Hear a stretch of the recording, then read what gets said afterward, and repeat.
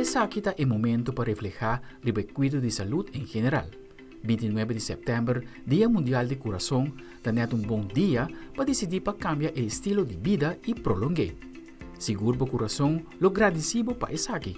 Dentro do quadro do Plano Nacional de Prevenção, o governo de Aruba está observar o plano que está trabalhando riba para assim criar mais conscientização e guia riba com nossa comunidade por chegar a viver uma vida mais saudável. O governo lança algum tempo atrás 4 projetos específicos que nós também ponemos atenção riba nang onde nanta Healthy Lifestyle Center, que nós temos a fase final para portar a abertura oficial do centro aqui, caminho é centro, sua tarefa principal está para ajudar todos que têm problema com peso, problema com sobrepeso e está passando de momento difícil com obesidade.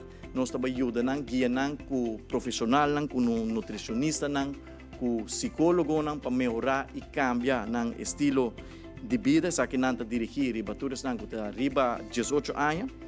Outro projeto que nós também enfocar hope riba jeta Jump 18, que ano passado a começar pilot project de muito nang de 4 até que hope nang de 18 anos que também tem problema com sobrepeso. Ora é projeto a terminar, nós temos uma noite, uma cerimônia para entregar o certificado e tur é muito nang e hope por wak de nang expressão com contento não tá não por a cambiar na lifestyle participar no programa aqui passou isso aqui a aumentar na self-esteem enormemente com agora aqui não tá riba vida hope mais saudável.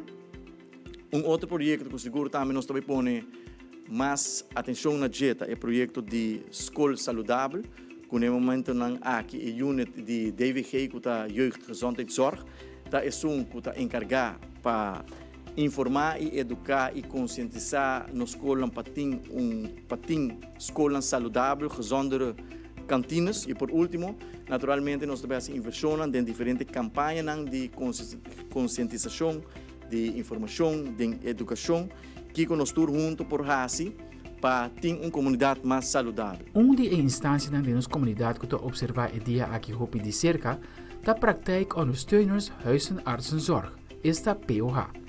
Que está pondo ênfase sobre a campanha Sabo Número. Está consciente de boa saúde. E a única maneira para estar consciente de boa saúde é dor de bom número. E não por enfatizar essa suficiente viagem, mas essa é importante. Se você não sabe, você não pode tomar ação.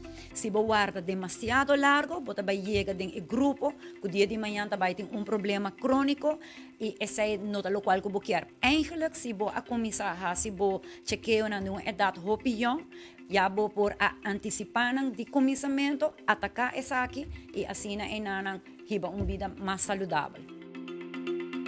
Aldrich Warleman, Telenotícia.